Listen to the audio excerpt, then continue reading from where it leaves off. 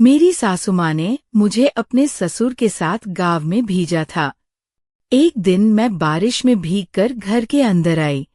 मुझे एहसास हुआ कि मेरी साड़ी पूरी तरह से भीग चुकी थी और बाल खुले होने की वजह से मेरे कंधों पर लहराते हुए गिरे हुए थे। पानी की बूंदें अभी मेरे चेहरे और बालों से टपक रही थी और हल्की सी ठंड मुझे महसूस हो रही थी। बारिश में भीगने का ये एक अलग ही अनुभव है। घर में मोमबत्ती की हल्की रोशनी और बाहर से आती तेज बारिश की आवाज ने माहौल को और भी खास बना दिया था। मैंने साड़ी का पल्लू ठीक करते हुए ससुर जी से कहा, बाबूजी खिड़कियां और दरवाजे बंद कर दीजिए, नहीं तो पानी अंदर आ जाएगा। जैसे ही उन्होंने मेरी बात सुनी, उन्होंने खिड़कियां बंद कर दी, लेकिन इनकी नजरें कुछ देर के लिए मुझ पर ठहर गई। वे मुझे नीचे से ऊपर तक देखने लगे। शायद ये देख रहे थे कि मैं पूरी तरह भीग चुकी हूं। मुझे उनके देखे जाने का आभास हुआ, लेकिन मैंने इसे नजरअंदाज करते हुए कहा, बाबूजी मोमबत्ती लेकर ऊपर चलिए ताकि मैं कपड़े बदल सकूं और आराम से बैठ सकूं। ससुर जी ने थोड़ी देर बाद नजरें हटाईं और हामी भरते हुए कहा, ठीक है बहू, चलो ऊपर चलते हैं। हम दोनों ऊपर के कमरे में गए। फिर मैं बाथरूम में गई और बाबूजी को बुलाया और कहा, बाबूजी, यहाँ इतने सारे नल क्यों खुले हुए हैं? आप देखिए और पानी बंद कर दीजिए। बाबूजी बाथरूम में आए और नल बंद करने लगे और मेरा गलती से पाँव फिसल गया और बाबूजी ने मुझे कमर से कसकर पकड़ लिया। मुझे पहले से ही अंदेशा था कि कुछ खास बात है, क्योंकि वे बिना किसी खास कारण के मुझे इतनी जल्दी कॉल नहीं करती। मैंने फोन उठाया और उनकी आवाज में हल्का सा तनाव महसूस किया। बहू, तुम्हें तुम्हारे बाबूजी के साथ गांव जाना होगा, सासू माँ ने सीधे तौर पर कहा। ये सुनते ही मैं थोड़ी चौंक गई। मेरे दिमाग में तुरंत ये विचार आया कि आखिर वो खुद क्यों नहीं जा सकती और क्यों मुझे जाना पड़ रहा है। मैंने शांति से कहा, सासू माँ, आप और आपके बेटे दोनों नहीं जा सकते। क्या मेरे ऑफिस का भी काम है? सासू माँ ने थोड़ा संजीदा होकर जवाब दिया, तुम जानती हो न बहू, जब भी मैं कहीं बाहर जाती हूँ मेरी तबीयत खराब हो जाती है और तुम्हारा पति वो हमेशा अपने काम में व्यस्त रहता है या फिर अपने आवारा दोस्तों के साथ शराब पीने चला जाता है। उसे समझाने से भी कोई फायदा नहीं होता, इसलिए मुझे तुम पर भरोसा है। बहू, उनके कहे में सच्चाई थी। मेरे पति अपने दोस्तों के साथ वक्त बिताने में ज्यादा रुचि लेते थे और घर के कामों में उनकी दिलचस्पी बहुत कम थी। मैंने स्थिति को समझते हुए सासू माँ से कहा, ठीक है सासू माँ, जैसा आप चाहे। बहू, तुम्हें प्रॉपर्टी का काम देखने के लिए जाना है। ये बहुत जरूरी है और तुम ही इसे अच्छे से संभाल सकती हो। बाबूजी के साथ बस सोमवार से बुधवार तक रहना होगा। गुरुवार को काम खत्म करके तुम शुक्रवार या शनिवार को वापस आ सकती हो। सासू माँ ने मुझे शांत कराते हुए कहा, ठीक है सासू माँ, आप चिंता मत करें, मैं बाबूजी के साथ चली जाऊंगी। मैंने उन्हें आश्वस्त किया। वह सप्ताहांत बहुत जल्दी आ गया और मैं सोच रही थी कि गांव जाना मेरे लिए एक नया अनुभव होगा। अगर बड़ा और सुंदर था, शायद ये बदलाव मुझे भी आज। तो दोस्तों, अब मैं आपको अपने बाबूजी के बारे में बताती हूँ, यानी मेरे ससुर जी के बारे में। मेरे ससुर जी की उम्र लगभग 7 साल होगी, लेकिन इस उम्र में भी वह बहुत मजबूत और ताकतवर है। हमारा व्यापार शुरू से ही अच्छा चलता आ रहा है, इसलिए हमारे परिवार को किसी चीज की कोई कमी नहीं है। हमारे पास नौकर, चाकर, कार और बंगला सब है। मेरी एक बेटी भी है, लेकिन वो टेस्ट चीज प्रक्रिया से पैदा हुई है। जी हाँ, मेरी बेटी मेरे पति के द्वारा पैदा नहीं हुई, क्योंकि मेरे पति में वह क्षमता नहीं है। ये बात सिर्फ मुझे और मेरे ससुर जी को पता है घर में, और किसी को भी ये बात नहीं पता, यहाँ तक कि मेरी सासू माँ को भी नहीं। जब मेरी सासू माँ ने मुझे गांव जाने के लिए कहा तो मैं अंदर से थोड़ी खुश हो गई। उस रात मैंने अगले दिन गाँव जाने की तैयारी शुरू कर दी। फिर मैं अपने ससुर जी के कमरे में गई। हाँ, घर में मैं हमेशा साड़ी का पल्लू सिर पर ही रखती थी। हमारे घर में ये परंपरा थी कि औरतों को बिना पल्लू के किसी भी मर्द के सामने नहीं जाना चाहिए। हाँ, मैं बहुत ही संस्कारी बहू हूँ। अब मैं अपनी ससुर जी के कमरे में आई, लेकिन मेरे ससुर जी किताब पढ़ रहे थे। मैंने कहा, बाबूजी, ज्यादा देर तक किताब मत पढ़िए, कल हमें जल्दी गाँव जाना है। आपने ही मुझे बताया था। मैंने अपने ससुर जी के बैग में भी कुछ सामान रखी थी, लेकिन अब ससुर जी का ध्यान कहीं और था। वह किताब पढ़ने के बजाय दूसरी ओर देख रहे थे। एक बात बताना भूल गई। मेरा नाम राधिका है। मैं एक साधारण लड़की हूँ जो परिवार और समाज के नियमों के बीच जी रही है। लेकिन इस बार की कहानी में कुछ अलग हुआ, कुछ ऐसा जिसने मेरी जिंदगी को एक नया मोड़ दिया। दोस्तों, सोमवार का दिन आ गया और हम दोपहर के बाद थोड़ा देर से निकले। हम गाड़ी से जा रहे थे और मेरे ससुर जी गाड़ी चला रहे थे।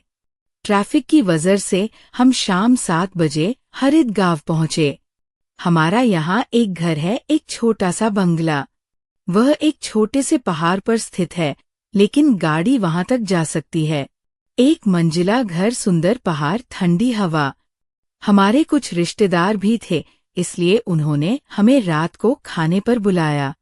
वहां हमारे घर की देखभाल करने वाला एक नौकर राजेश भी था, लेकिन उसकी किसी घरवाले की तबीयत थी, इसलिए वो सुबह जपीर मेरी बड़ी सासू माँ आई और हमारे बीच कुछ घरेलू बातें हुई। घर की राजनीति तो होती ही है। उस रात बड़ी सासू माँ भी हमारे घर रुकी थी और मेरे ससुर जी बड़ी सासू माँ के पति के साथ उनके घर में शराब पी रहे थे, इसलिए वह रात इसी तरह हुआ पीट गई। यानी हमारा सोमवार ऐसे आई चला गया। अगला दिन घर ना था। अगले दिन ससुर जी अपने काम के लिए गए थे और मैं बड़ी सासू माँ। उस रात हमने बड़ी सासू माँ के घर में खाना खाया और मेरे ससुर जी बड़ी सासू माँ के पति के साथ शराब का आनंद ले रहे थे। मेरे ससुर भी शराब पीते हैं, लेकिन उन्हें मेरे पति जैसी आदत नहीं है। फिर ससुर जी वहां से चले। ससुर जी ने कहा, बहू, मैं बंगले पर जा रहा हूँ। बड़ी सासू माँ ने कहा, आप जाए, हमें थोड़ी बातें करनी है। कुछ समय बाद मैंने भी बड़ी सासू माँ का घर छोड़ दिया। हमारा घर बहुत बड़ा था, बंगला था, लेकिन मुझे उसे घर कहना अच्छा लगता है। नीचे एक हॉल था और ऊपर कुछ कमरे थे।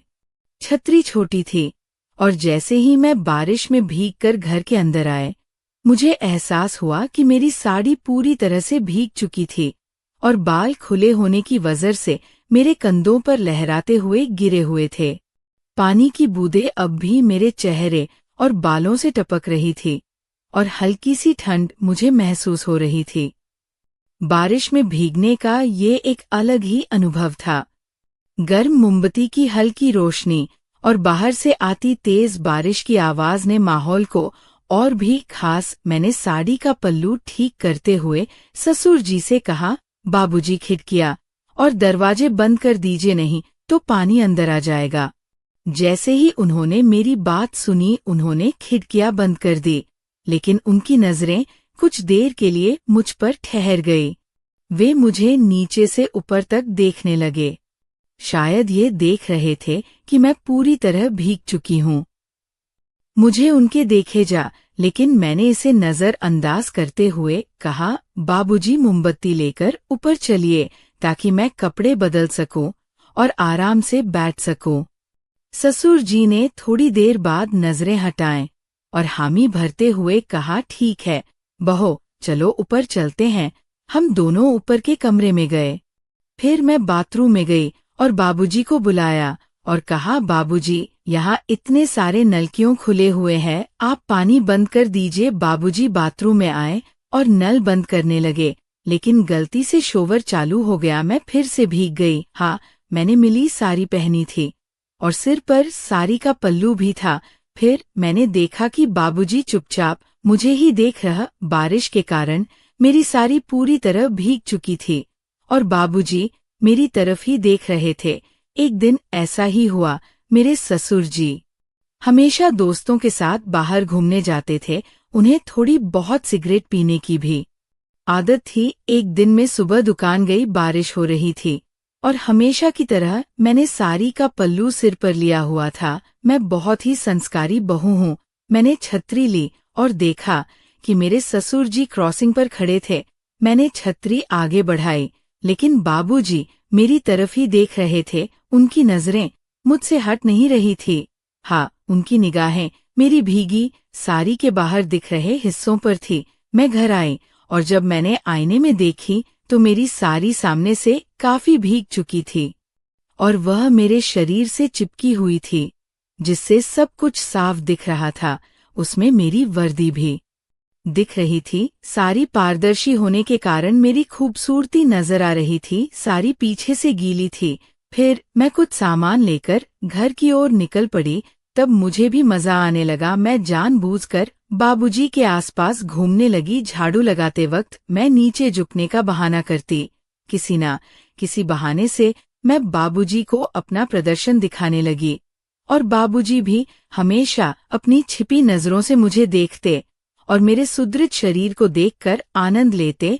कुछ देर बाद बाबूजी यानी मेरे ससुर घर आए। मैं गीली हो चुकी थी और मुझे साड़ी बदलनी पड़ी। बाबूजी बैठे हुए थे। वहां एक अलमारी थी। मैंने कपड़े निकाले और उसमें रखी दूसरी लाल साड़ी निकाल ली। उसी कमरे में एक और कमरा था। मैंने पेटी, कोट और सब कुछ लिया और दूसरी लाल साड़ी लेकर उस दूसरे कमरे में चली गई। ससुर जी बाहर बरामदे में सोफे पर बैठे थे। बाबूजी मुझे साड़ी बदलते हुए देख सके, इसीलिए मैंने दरवाजा थोड़ा सा खुला रखी। फिर मैंने साड़ी बदलना शुरू किया। अब तक मैं बहुत गीली हो चुकी थी। जब मैं साड़ी बदल रही थी, मेरे ससुर चुपचाप मुझे देख रहे थे। मैंने भी उन्हें देखा, लेकिन नजरअंदाज कर साड़ी बदलते समय मेरी चूड़ियों की आवाज हो रही थी, जिससे ससुर थोड़े असहज हो गए थे। मुझे भी इस बात का आनंद मिल रहा था कि कोई मुझे चुपके से देख रहा है, फिर चाहे वह मेरे ससुर ही क्यों ना हो, लेकिन कोई तो मुझे देख ही रहा था। बाबूजी वही बरामदे में बैठे थे। मुझे पता था कि वह मेरी हरकतें देख रहे हैं। वह अपनी धोती में कुछ अच कर रहे थे। मुझे पता था कि अब बाबूजी तैयार हो चुके थे। कमरे में काफी अंधेरा था, लेकिन मोमबत्ती की रोशनी में मुझे सब कुछ साफ देख रहा था। मैंने साड़ी बदलनी शुरू की। मेरे अंग इतने बड़े थे कि साड़ी से पूरी तरह नहीं ढक पा रहे थे। मेरे और बाबूजी के बीच करीब 121 फीट का फासला था। वो सोफे पर बैठकर मुझे देख रहे थे। मैंने अपनी चप्पल का बटन खोलने की कोशिश की। बटन करा था, इसलिए उसे खोलने में मुझे काफी मशक्कत करनी पड़ी। अब मेरे 999 परश के बाद वो बटन खुला। मेरी साड़ी जमीन पर गिर चुकी थी और मेरा भरा हुआ पेट और गहरी नाभिक शायद बाबूजी को दिखाई दे रही थी। अब बाबूजी पूरी तरह से मदहोश हो चुके थे। वो अपनी धोती में कुछ अर्थ कर रहे थे और उनकी हरकतें मुझे साफ दिखाई दे रही थी। क्योंकि कमरे में अंधेरा था, मैंने आखिरकार आखिरी बटन भी खोल लिया और बाबूजी की और थोड़ा ज्यादा मुड़ गई। अब तो उन्हें सब कुछ साफ दिखाई दे रहा होगा। फिर मैंने ऊपर रखा कपड़ा उठाई और उसे एक तरफ फेंक दी। मैंने दूसरी साड़ी उठाई। ये सब बहुत धीरे धीरे चल रहा था। अब लगभग रात के 1 बज चुके थे। मैं बाबूजी की तरफ थोड़ा ज्यादा मुड़ गई थी। साड़ी बदलते समय मेरी चूड़ियों की खनक गूंज रही थी। साड़ी बदलते बदलते मैंने कहा से अपनी धोती में कुछ अर्थ करते हुए कहा, बहू आज बहुत काम था, लेकिन मैं थका नहीं। इस गांव की हवा बहुत अच्छी है। अब मैं अपनी साड़ी पहन ली थी और फिर दूसरा कपड़ा भी लेने लगी। धीरे धीरे मैंने बटन बंद करना शुरू किया और उसी दौरान बाबूजी से बातें कर रही थी। कमरे में बिजली नहीं थी। मैंने एक मोमबत्ती जलाई हुई थी और उसकी रोशनी में मुझे बाबूजी का चेहरा साफ दिखाई नहीं दे रहा था और बाबूजी को मेरा चेहरा नहीं दिख रहा था। मैंने बाबूजी से कहा, बाबूजी माँ और काका की बहुत चिंता हो रही है। बाबूजी ने कहा, बहू तुम्हें किस बात की चिंता है? मैंने कहा, बाबूजी कल रात की तरह आज फिर से आप बरामदे में मत सो जाना, मेरे साथ बिस्तर पर सो जाना। हमारा बिस्तर काफी बड़ा है। अब मैंने अपनी साड़ी खोलकर दोबारा पहननी शुरू की थी। साड़ी पहनकर मैं धीरे धीरे घूमने लगी ताकि मेरे ससुर जी सब कुछ देख सकते। अब आखिरी हिस्सा बाकी था। मैंने साड़ी का पल्लू उठाया और खुद को अर्ज करते हुए बाबूजी से कहा, बाबूजी आपको कैसा लगा? आपको मजा आया ना? बाबूजी को पूरी तरह से झटका लगा। मैंने फिर कहा, हाँ बाबूजी, मुझे बताए, मुझे बिना साड़ी के देखकर आपको मजा आया। फिर मैं बालकनी में चली गई। बाबूजी अभी भी सोफे पर बैठे थे और मेरी तरफ देख रहे थे। मैंने कहा, अरे बाबूजी आप भी बालकनी में आए? तभी बाबूजी भी बालकनी में आ गए। मैंने उनसे फिर पूछा, बाबूजी आपको कैसा लगा? बताए, मुझे साड़ी बदलते देखकर आपको मजा आया होगा। मैं उनके सामने सिर पर पल्लू रखकर खड़ी थी। मैंने कहा, बाबूजी मुझे आपसे कुछ बात करनी है। बाबूजी बोले, हाँ बहू बताओ क्या बात करनी है? मैंने कहा, बाबूजी आपको याद है जब कभी आपके दोस्त या मेरे पति के दोस्त आते हैं तो मैं आपको कहती हूँ कि उनके लिए चाय ले जाए।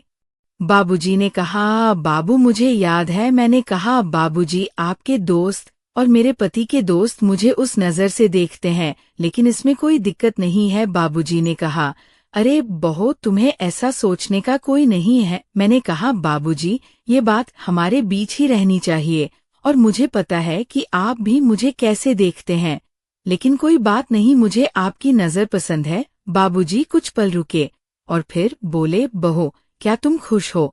मैंने कहा, बाबूजी अब असली मुद्दे पर आते हैं। बाबूजी बोले, हाँ बहू क्या मुद्दा है बताओ, संकोच मत करो। मैंने कहा, बाबूजी क्या आपको लगता है कि मैं खुश हूँ? हाँ मैं खुश हूँ, क्योंकि अमीर है, हमारे पास सब कुछ है, कार है, बंगला है, पैसा है। बाबूजी बोले, बहू लेकिन क्या संकोच मत करो, मुझे हमेशा तुम्हें खुश देखना अच्छा लगता है। मैंने कहा, लेकिन बाबूजी मैं खुश नहीं हूँ। बाबूजी बोले, बहू बताओ तुम्हें खुश रखने के लिए मैं क्या कर सकता हूँ? मैंने कहा, आपका बेटा। बाबूजी बोले, बहू मेरे बेटे में क्या समस्या है बताओ? मैंने कहा, बाबूजी क्या आपको लगता है कि सिर्फ गाड़ी और बंगला होने से ही सब सुखी होते हैं?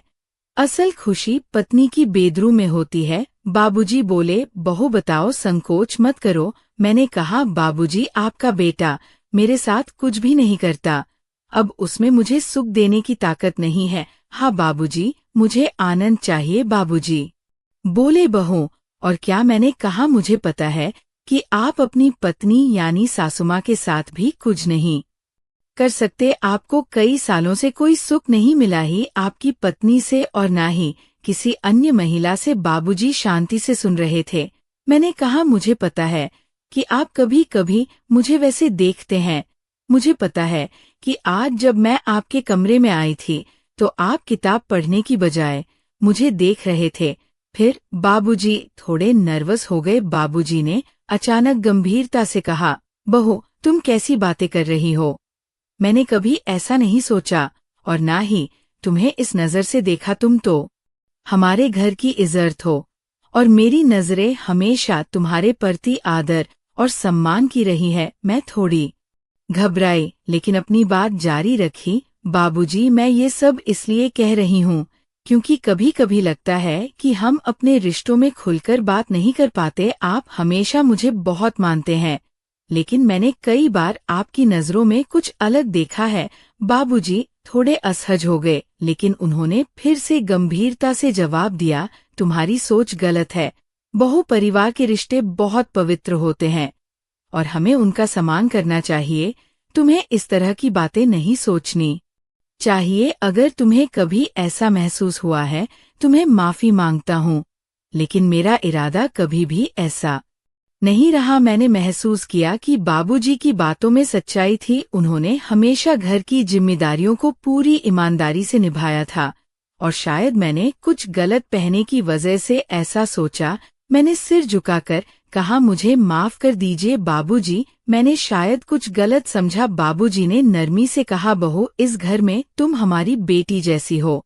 मैं चाहता हूँ कि तुम हमेशा खुश रहो और अपने दिल में ऐसी बातें न रखो जो रिश्तों को कमजोर करें। उस पल मुझे एहसास हुआ कि मैंने बिना वजह अपने और बाबूजी के रिश्ते को लेकर गलत फहमी पाल ली। मैंने खुद से वादा किया कि आगे से मैं कभी इस तरह की बातें नहीं सोचूंगी और परिवार के रिश्तों को सम्मान दूंगी। रिश्तों में ईमानदारी और खुला संवाद बहुत आवश्यक है।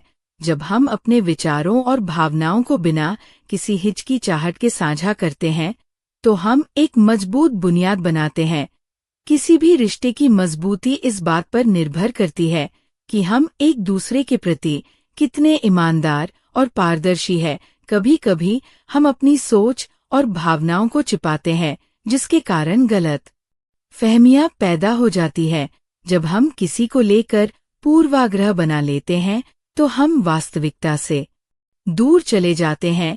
ये भ्रम हमें रिश्तों में अनावश्यक तनाव पैदा करने की ओर ले जाता है। उदाहरण के लिए, यदि हम अपने मन की बात साझा नहीं करते हैं तो दूसरे व्यक्ति को हमारे बारे में सही समझ नहीं होगी, जिससे वो गलत निष्कर्ष पर पहुंच सकता है। एक दूसरे के साथ खुलकर बात करना आवश्यक है। इससे न केवल हम अपनी भावनाओं को स्पष्ट कर पाते हैं, बल्कि ये भी सुनिश्चित करते हैं कि सामने वाले व्यक्ति को हमारी स्थिति और विचारों के बारे में सही जानकारी मिले। ईमानदार संवाद से रिश्तों में विश्वास और समझ बढ़ती है, जो हमें एक दूसरे के करीब लाता है। रिश्तों को सफल बनाने के लिए संवाद को प्राथमिकता देना चाहिए। स्वरूप, मुझे बेटी मिली। तो दोस्तों, यह थी हमारी आज की छोटी सी कहानी। आपको ये कहानी कैसी लगी कमेंट करके जरूर बताएं। अगर आपको ये कहानी पसंद आई हो तो इसे लाइक करें और अपने दोस्तों के साथ शेयर करें। आगे भी ऐसी ही रोमांचक कहानियों के लिए हमारे चैनल को सब्सक्राइब करें और बेल आइकॉन दबाना न भूलें, ताकि आप हमारी कोई भी कहानी मिस न करें। धन्यवाद।